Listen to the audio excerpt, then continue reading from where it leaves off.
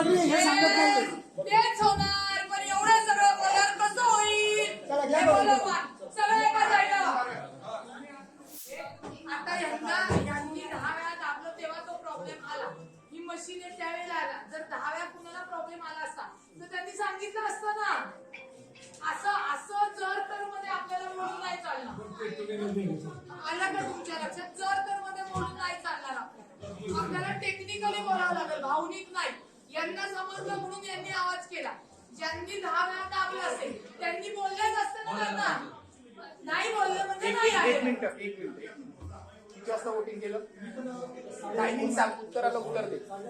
किती वेळा बटन दाबायला लागलं?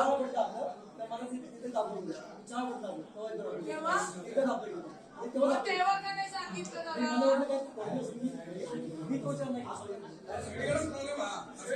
आलेवर प्रॉब्लेम झाला आपल्या इकडे. ऐका ना, थोडं थांबा. नवीन मशीन लावायला लावू. हा. आणि हे जे आता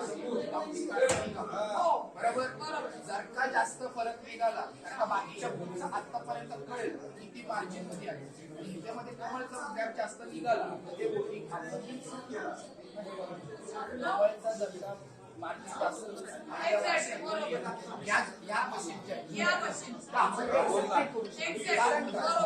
या बाकीच्या लेवलला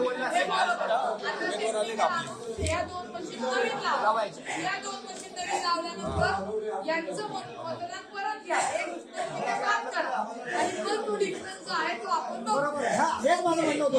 आणि ही प्रक्रिया हे सांगत नाही.